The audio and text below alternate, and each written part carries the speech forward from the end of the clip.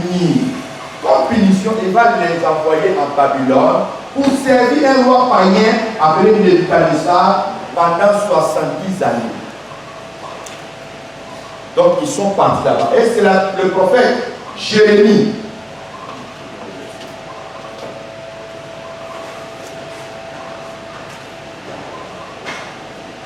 Et c'est le prophète Jérémie qui va annoncer cela. Ils vont en déportation. Maintenant, pendant qu'ils étaient en déportation, le prophète Daniel, il a prié Dieu. En lisant les Écritures de Jérémie, il a découvert que après les 70 années, Israël devait retourner chez eux. Vous entendez la chanson sur le peuple tombé par gloire. Nous étions assis et nous plairions en se souvenant de Sion. Il y a déjà entendu parler de tout ça, non? Voilà. Donc ça fait partie des psaumes. Qu'est-ce qui s'est passé? Quand Daniel a compris qu'il devait retourner après les 70 ans de captivité, et les 70 ans commençaient à être vraiment proches, il a pris un temps à présenter. Il a gêné, il a prié. Là, je viens de vous amener pour que vous compreniez les différences de précurseurs entre les Juifs et les nations. Quelqu'un me suit? Amen. On n'a pas les mêmes précurseurs. C'est ça, c'est dans ça que je vais vous amener. Pour que vous compreniez mieux, il faut que nous rentrons dans la prophétie. De 70 semaines d'éternel pour que vous découvrez par vous-même. J'ai commencé par Jean-Baptiste d'abord qui est venu pour le peuple d'Israël. Quand on va finir son verset qui est Malachie, chapitre 4, verset 8 au verset 6. Et nous tous nous allons découvrir le prophète dont on parle ici, Élie dont il est question, il est pour Israël, bien pour les nations. Parce que c'est là où il y a un problème. Amen. Alors, nous allons découvrir ensemble le précurseur des nations et c'est là où on va s'asseoir pour que chacun puisse savoir comment on va travailler dans les derniers temps. Je peux revenir maintenant sur ça? Amen. Ok, je crois que vous me suivez bien. Donc, quand Daniel a découvert que les 70 années étaient déjà proches, il a pris un temps à il a commencé à prier. Dieu va envoyer son ange pour venir révéler les temps exacts ou alors les temps prophétiques qu'il a réservés pour le peuple d'Israël de leur sortie de Babylone. Quand ils vont commencer à reconstruire le temple jusqu'à ce que le Messie revienne. Et Dieu va donner 3 temps à Israël. Il va leur donner un temps qui est réparti en 3 temps. Cela veut dire quoi? Suivez. Ici, on a déjà lu l'année là? Non, pas encore. Ouais, on a le verset. Ok, on va lire ça rapidement. Daniel chapitre 9, il faut qu'on lise. On lit. Voilà, on avait commencé, c'est ça, verset 23. Oui. Lorsque tu as commencé à prier, la parole est sortie et je viens pour te l'annoncer, car tu es un bien-aimé. Sois attentif à la parole et comprends la vision. Voilà. Verset 24. 70 semaines ont été fixées sur ton peuple et sur ta ville sainte pour faire cesser les transgressions et mettre fin au péché. Ok, quand on dit 70 semaines, nous savons qu'une semaine fait combien de jours? 7 jours. 7 jours. Donc pour trouver les nombres 70 semaines, il faut simplement multiplier 7 fois 70. Pour que nous ayons le nombre de temps que Dieu a donné à Israël. Ok? Ça veut dire si nous multiplions 70 fois 7, ça va nous donner 490 années que Dieu a donné à Israël. Ici dit, on continue maintenant dit, pour expier l'iniquité et amener la justice éternelle, pour sceller la vision et le prophète, et pour oindre le Saint des Saints. Le Saint des Saints, c'est Jésus. Ça dit cette prophétie qui dit dans nos enfants d'Israël va tirer à partir d'ici où ils vont commencer à reconstruire les temples jusqu'au Messie. Ou même le Saint des Saints, on va y arriver jusqu'ici. Voilà, on va y arriver là. Et jusqu'aussi à son retour. Parce qu'il y a un Messie qui est caché là. On continue. Verset 25. Non, verset 26. Après les 62 semaines, verset 25, pardon. Verset 25.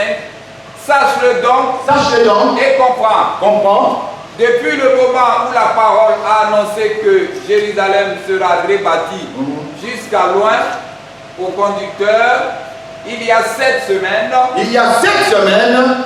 7 semaines, si on fait 7 fois 7, ça fait 49. C'est-à-dire 49 ans. Pour reconstruire les temples. C'est-à-dire, vous allez voir quand Jésus a dit d'étudier ces temples, et la toi je les rebâtirai. Il lui a répondu qu'il a fallu combien 46 ans pour bâtir ces temples. Toi, il dit d'étudier, tu vas reconstruire à 3 jours. Nous, on a fait 46 ans pour construire ces temples. C'est-à-dire, les 46 ans là, c'était dans 49 ans. Donc, ils ont eu 46 ans pour construire les temples. Donc, ici, c'est pour construire les temples. Amen. Ils sont se préparer parce qu'ils vont recevoir un précurseur. Pour préparer la première venue de Jésus. Là, je me fais comprendre. Ok. Donc, vas-y. Et 62 semaines. Et 62 semaines. Les places et les fossés seront rétablis, mais en des temps fâcheux. 62 semaines, on les a données pour reconstruire la ville. Vous avez suivi l'histoire de Néhémie. Néhémie, les Tobisha, les Sambara, ils ont commencé à reconstruire la ville, le mirail, réparer tout, et jusqu'à ce qu'ils restent reconstruits à une nation. Parce qu'ils sont en train de se préparer pour recevoir le précurseur qui doit annoncer l'arrivée du Messie. Amen. Amen. Ils sont en train de se préparer pour recevoir le précurseur qui doit annoncer l'arrivée du Messie. Et Israël était conscient, comme nous sommes revenus, c'est que le Messie doit revenir. Avant que le Messie revienne, il faut que Élie vienne d'abord. Mais ils ne savaient pas de quelle manière Élie va venir. Amen. Amen. Et ils ne savaient pas de quelle manière le Messie allait venir. Peut-être qu'ils pensaient que le Messie allait s'ouvrir. Voilà le Messie qui vient. Et puis Jean-Baptiste qui descend. Peut-être qu'ils pensaient comme ça. Alors, regardez maintenant. On dit, on continue la lecture, 62 semaines.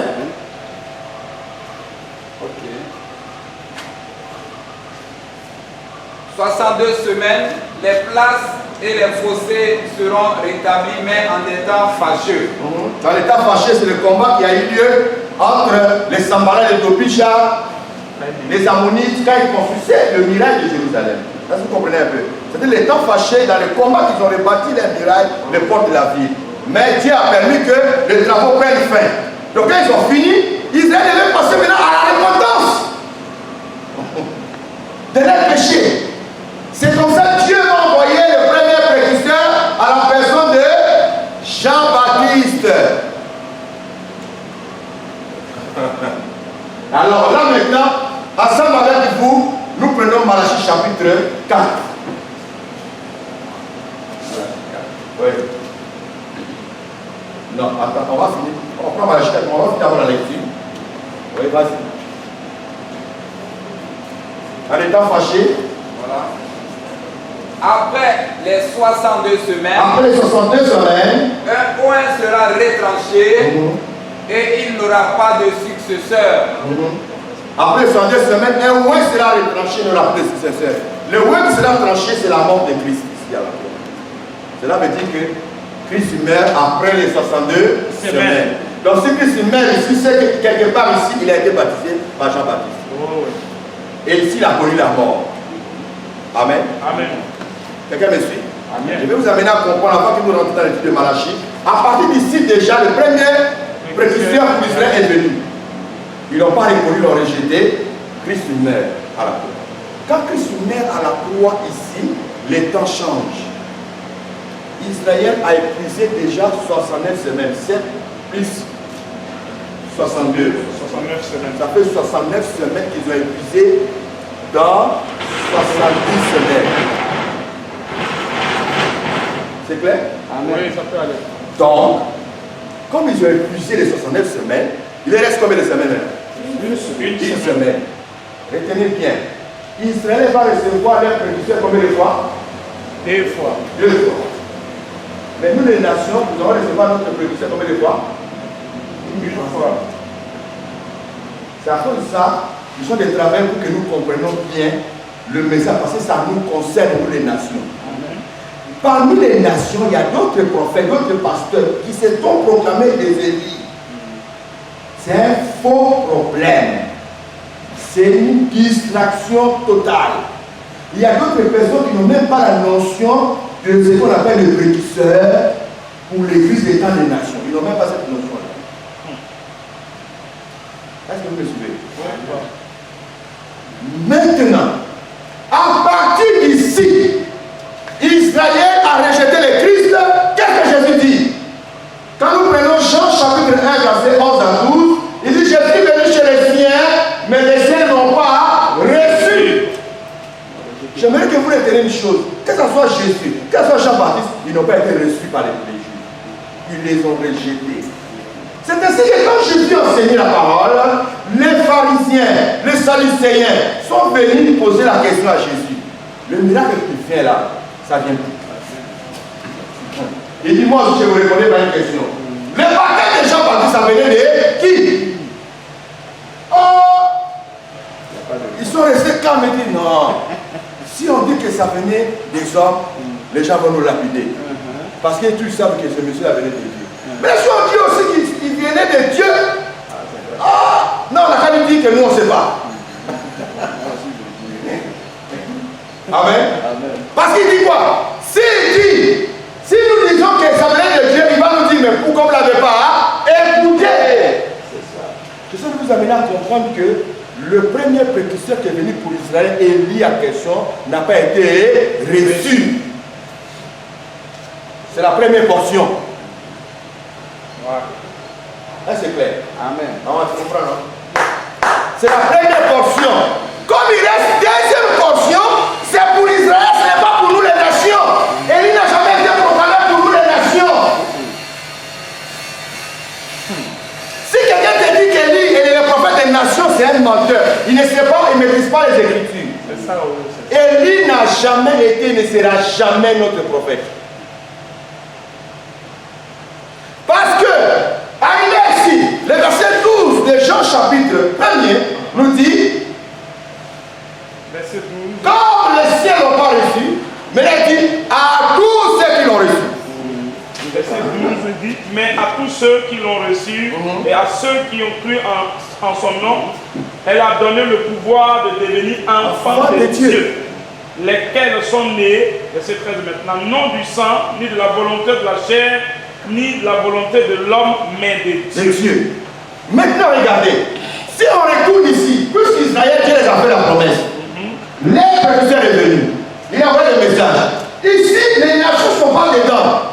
C'est le temps d'Israël. Quand tu prends Matthieu chapitre 10, le verset 5, regarde ce que Jésus dit à ses disciples quand il les envoie. Il savait que le temps des nations n'est pas arrivé. Le verset 5, Matthieu 10, verset 5. Quelqu'un peut nous dire la lecture rapidement. Matthieu 10, verset 5. Tels sont les 12 que Jésus envoya après leur avoir donné les instructions suivantes. N'allez pas vers les païens. N'allez pas vers les païens. Parce que nous, chrétiens, nous ne sommes pas encore venus. Est-ce que vous comprenez? C'était le temps de la visitation du peuple d'Israël. Ils ont reçu le premier précurseur, qui est Jean-Baptiste, avec l'esprit d'Élie. Amen. Le Messie est venu. Quand Jésus envoie ses disciples, dans ce premier temps, là nous sommes ici, il dit à ses disciples: N'allez pas vers les nations, mais allez plutôt vers les brebis perdues. Voilà. Et n'entrez pas dans les villes des Samaritains. Les Samaritains, c'est les gens des païens. Allez plutôt vers les brebis perdues de la maison d'Israël. Amen.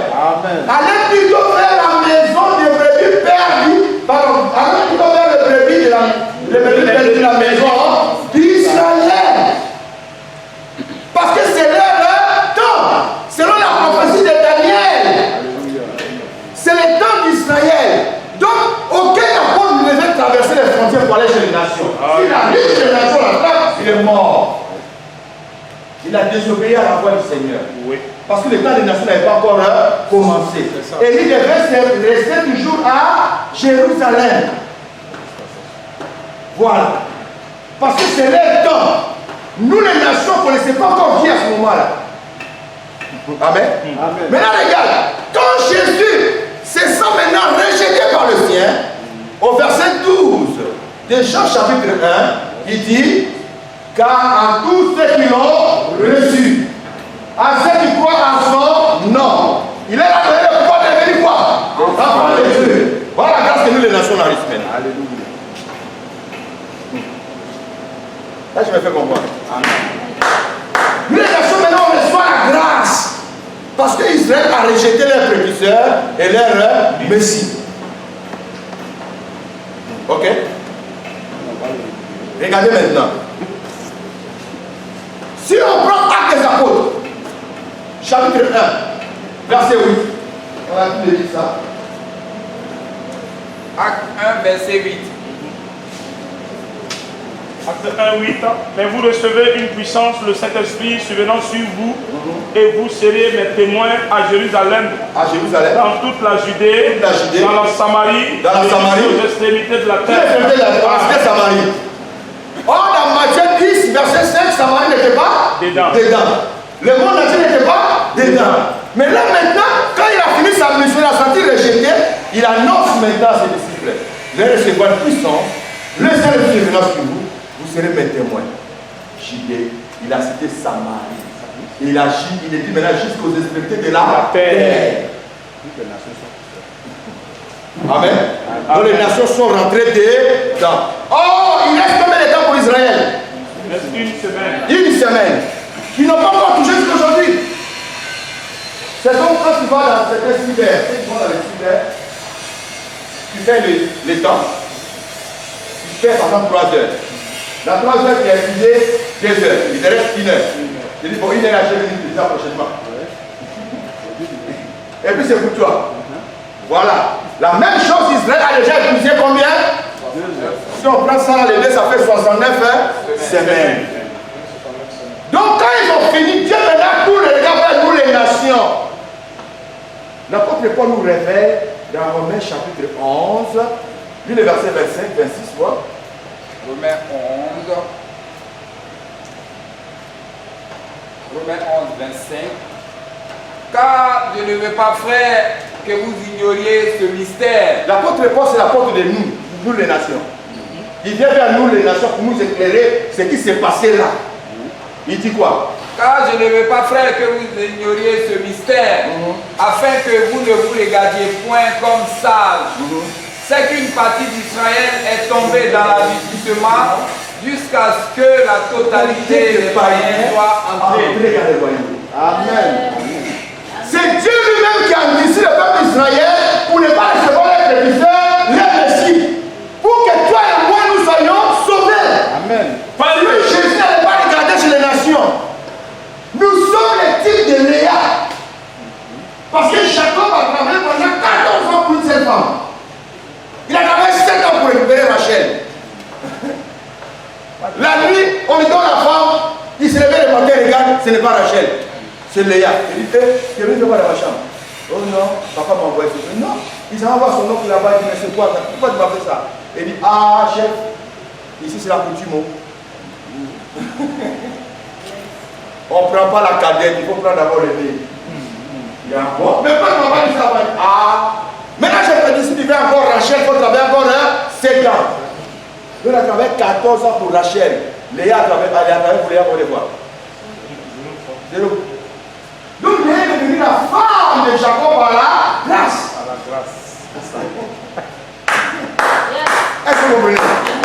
Léa est devenue la femme de Jacob par la grâce. De même toi et moi, nous sommes sauvés par la grâce. Et par la grâce, Léa a fait des enfants spéciaux pour Jacob. C'est de Léa est sorti Judas. Et de Judas est sorti Jésus. Est-ce que vous comprenez un peu? Vous allez voir que dans le mystère de Jésus, dans son système de travail, et comme à l'exercice du ministère, il nous expliquait un peu les actions prophétiques. La femme qui avait la perte de sang pendant 12 ans, cette femme, elle a été guérie en cours de chemin. Quand Jésus partait chez qui? C'est Jairus, la fille de Jairus. Il dit, ma fille est malade. Si tu peux aller la guérir. Il dit, d'accord, allons-y. Donc, il partait chez Jairus. Ok? Jésus ne partait pas chez la femme qui avait la perte de sang de 12 ans. Non, papa. La fille de Jairus avait l'âge de 12 ans.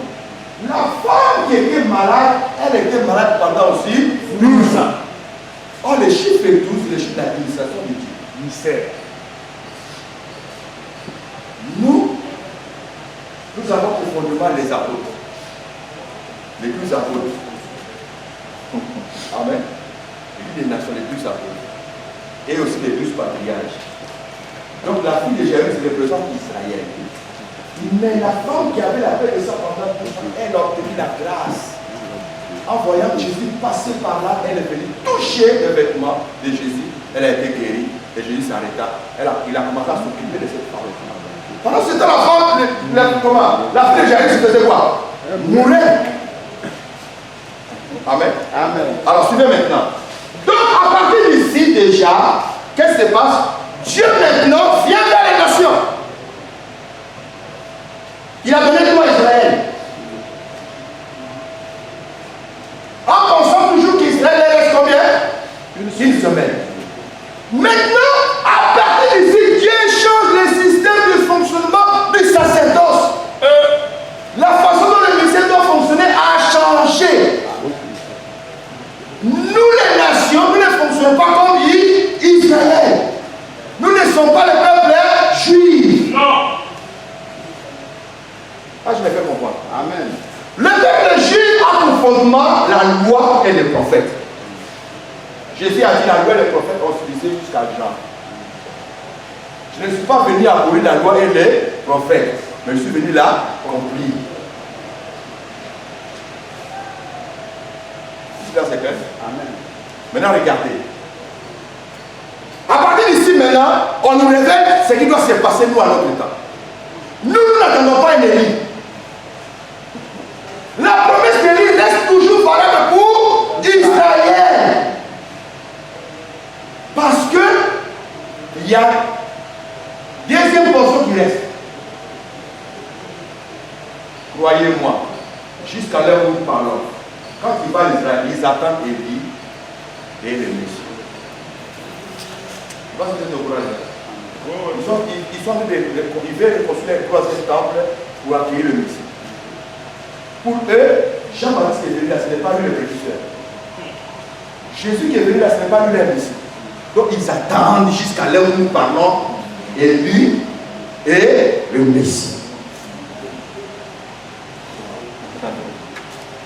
Mais nous n'attendons pas Élie et le Messie, parce que nous ne faisons pas partie de ce peuple d'Israël-là. Regardez. Ici, nous sommes au temps maintenant de la grâce. Au temps de la grâce, ici, Dieu va nous parler d'une autre manière maintenant. Hébreux chapitre 1, verset 1. Hébreux 1, verset 1. Après avoir autrefois, à plusieurs reprises, et de plusieurs manières, à nos pères par les prophètes. Il a parlé à nos pères par le prophète. Mais Dieu, dans ces derniers temps, nous a parlé par le Fils, le Fils, qu'il a établi héritier de toutes choses, par lequel il a aussi créé le monde. Amen. Amen. Dieu, dans les derniers temps, nous a parlé par le Fils. Dans les cas anciens, il nous a parlé par le prophète. Il a parlé à nos pères. Quand il parle de nos pères, nous avons Abraham, Isaac et Jacob. C'est eux qui font le père d'Israël. Dieu les a parlé dans ce temps-là par le prophète. Mais nous, dans notre temps, il a dit dans les derniers temps. C'est ainsi que je vais souligner une chose. Il ne faut jamais croire qu'il va dire sur les prophètes des derniers temps. Si le temps nous permet, je parlerai sur le prophète majeur. Mais je vais voler un peu superficiellement, je crois que vous allez comprendre. Amen. Dans la Bible, il n'y a que 2 prophètes majeurs. Vous reconnaissez les prophètes majeurs, c'est par l'alliance à travers le sang. Élie n'a jamais été un prophète majeur. Moïse, c'est le premier prophète majeur d'Israël. Parce que c'est lui qui a inauguré l'alliance à travers le sang. Et dans Deutéronome 12, non 18, je crois, 18, il dit, Dieu va vous envoyer un autre prophète comme moi. Et vous allez l'écouter. Et Jésus arrive, il va inaugurer maintenant la deuxième alliance par son propre sang. Est-ce que vous comprenez? Oui. C'est-à-dire, tous les prophètes de l'Ancien Testament, quel que soit Esaïe, il doit s'atteler sur Moïse dans ce message. Et à la fin, il doit parler de Jésus. C'est ainsi quand Jésus est venu dire, il dit à Jésus, de tous les prophètes que vous lisez là, ils parlaient de moi. Si dans tes professions on ne voit pas Jésus dedans, tu es un faux prophète. Malgré que ça soit Ancien Testament. Maintenant, dans notre temps actuel, Dieu nous parle par le Fils. Voilà. Amen. Qui dit le Fils dit la parole. C'est différent au temps ancien. Ici, c'est le Fils. Et je vais faire comprendre. Amen. Maintenant, regardez.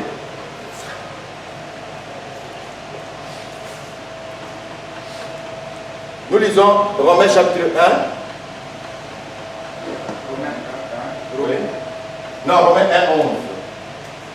Ah oui, Romains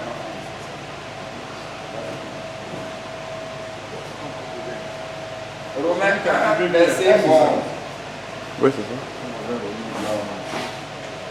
Ce n'est pas ça.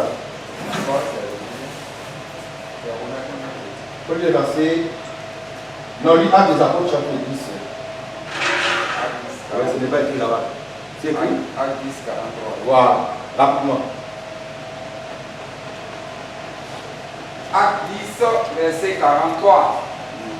Tous les prophètes rendent de lui le témoignage que quiconque croit en lui reçoit par son nom le pardon des péchés. Tous les prophètes rendent témoignage de lui. C'est-à-dire que tous les prophètes de l'Ancien Testament ont rendu témoignage de cet homme-là, Jésus. Quiconque croit en lui aura le pardon de péché. C'est-à-dire que nous sommes dans le temps où chacun nous doit présenter l'homme. Quand je dis l'homme, c'est qui? Jésus. L'apôtre Paul nous a garanti, nous ne nous prêchons pas nous, mais c'est Jésus que nous prêchons. Mais on fait très attention. Maintenant, dans notre temps, qu'est-ce que l'apôtre Paul commence à nous révéler maintenant les choses? Il dit dans notre temps, Dieu va établir maintenant un système de fonctionnement du sacerdoce. Un peuple qui doit préparer l'arrivée de Jésus. C'est-à-dire la deuxième venue du Seigneur. Et là maintenant nous allons dans Éphésiens, chapitre 4.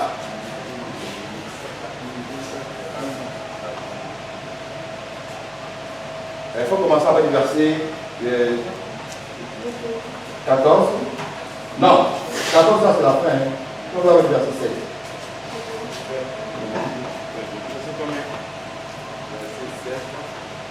Mais à chacun de nous, la grâce a été donnée selon la mesure du don de Christ.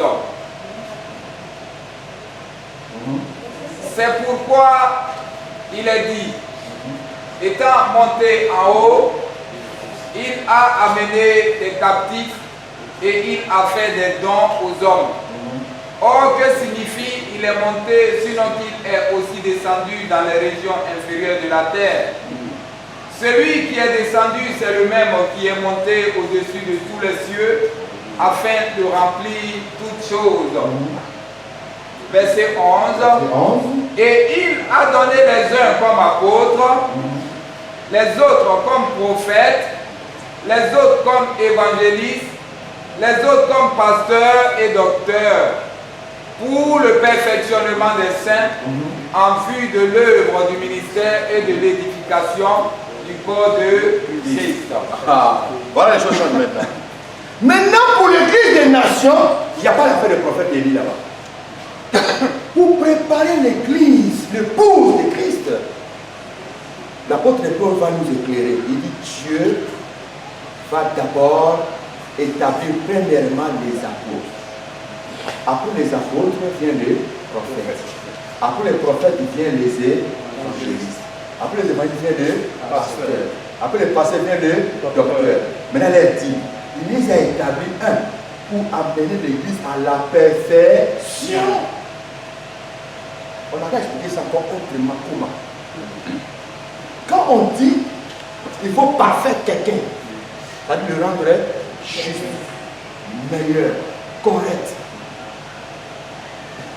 Est-ce que vous comprenez? C'est-à-dire, dans l'ancien temps, Dieu a fonctionné, pour Israël, Dieu a fonctionné avec le système des prophètes. Vous m'avez compris? Mais l'église des nations ne fonctionne pas comme Israël. Nous, on n'attend pas un Élie. Nous, c'est le seul qui ministre de la parole qui doit mener l'église à la perfection. Alléluia. C'est ça. On continue, dit. Pour le perfectionnement des saints en vue de l'œuvre du ministère et de l'édification du corps de Christ. Oui.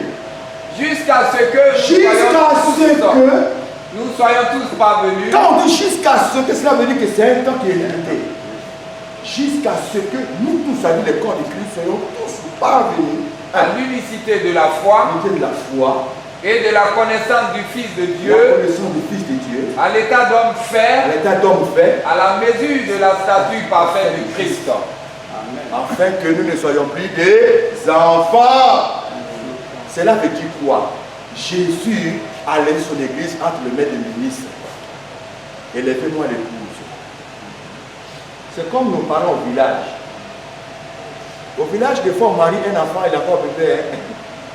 Tu vois un papa qui parle, ah, mais l'enfant est joli. Je la prends pour mon fils. Ça s'est fait, non? Et puis on adore de tout. Donc, les temps que la femme va commencer à grandir, ils vont envoyer la nourriture là-bas, tout ça pour nourrir la femme. Et tout le monde doit savoir que cet enfant-là, elle est déjà occupée. On l'a déjà doté, fini. Tu comprends? C'est comme ça l'apôtre Paul apprend le langage de dit, je vous ai fiancé par un seul époux. Quelqu'un comprend? L'époux c'est Jésus. Nous sommes les amis de l'époux. La fiancée ne nous appartient pas. La fiancée appartient à l'époux. Nous sommes les amis de l'époux. Nous préparons sa fiancée pour lui. L'apôtre Paul dit, je vous ai fiancé à un seul époux. Et quelque part il dit, enfin que. Éphésiens chapitre 5. Dis-moi le verset 22, voir. 5, 22. Femmes, soyez soumises à vos maris comme au Seigneur. Car le mari est le chef de la femme, comme Christ est le chef de l'Église, qui est son corps et dont il est le sauveur. Or, de même que l'Église est soumise à Christ, 27. Afin de faire paraître devant lui. Regardez le travail de cette ministre. Je l'ai dit pour que vous ne soyez pas dans la confusion, dire qu'il y a un prophète qui va venir pour nous conduire. C'est faux et archi faux. Il y a un prophète de dernier temps, c'est faux et archi faux. Parce que Jésus dit dans les derniers temps, Dieu nous parle par le Fils. Et nous sommes dans les derniers temps. Les derniers temps commençaient depuis le jour de la Pentecôte, où l'Église est née. Nous rentrons directement dans les derniers temps. Et dans les derniers temps, Dieu change le système du sacerdoce pour l'Église des nations. Amen. Nous ne laissons plus prêcher par un prophète, mais Dieu choisit 5 ministères pour édifier son Église. C'est-à-dire pasteurs, docteurs, évangélistes, apôtres, prophètes. Ils ont la mission de parfaire l'Église de Christ. Amen. Là, je me fais comprendre. Et là, il dit afin de faire paraître devant lui. Écoutez, c'est que le ministre doit faire. Faire paraître devant lui, devant le Christ. Cette église glorieuse.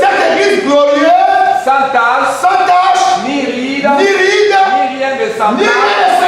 Mais sainte et irrépréhensible. Alléluia. Voilà ce que nous devons faire pour présenter à Christ une église sainte. Amen. Là, je me fais comprendre. Cela veut dire quoi? On ne doit pas s'attacher seulement à délivrance miracle. Délivrance miracle ne peut pas amener l'église à la perfection. Ça sont des publicités pour gagner les âmes. David, c'est quoi ça encore? C'est-à-dire, quand tu as gagné, quelqu'un il est venu. Maintenant mon pied était guéri, ma tête me faisait mal, ça ne me fait plus mal. Est-ce qu'il est sauvé? Non. Il doit aller maintenant où? Au ciel. On doit le préparer maintenant pour le ciel. C'est cela veut dire qu'il persévérait dans les enseignements des apôtres. C'est la parole qui va mener ces derniers à la perfection. Parce que les dons spirituels vont passer, mais la parole ne passera pas. Jamais. Là où il n'y a pas l'enseignement, là où il n'y a pas la parole, le peuple se meurt. Il faut forcément la parole. Et c'est par la parole que nous allons perfectionner l'église. Pour enlever tout ce que l'ennemi a séduit. La Bible dit sans tâche. Ah! Bien.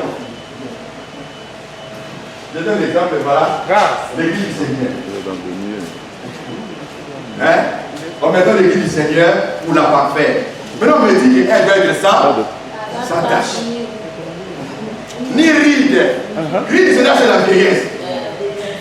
Ni rien de semblable.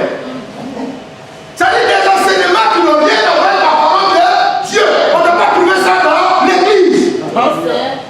Il faut la parfaire. Donc je suis obligé de payer tous les moments qu'il faut. De toucher tous les martelots qu'il faut. Des martelots, non? Pour arracher sa peau. Pour ne pas que. Ça dit, on dit, oh, ton époux là, il a envoyé une lettre. Il dit, il vient te chercher dans un mois. Mais il ne veut pas te trouver avec des tâches. Ni ride si dans ton visage, ni quelque chose que lui ne veut pas. Donc on doit commencer maintenant à te préparer. Et dès que les rides, les taches ont disparu, on regarde, il n'y a plus de boutons. On dit voilà. On est maintenant content que le Seigneur n'a pas révélé. Amen. Amen.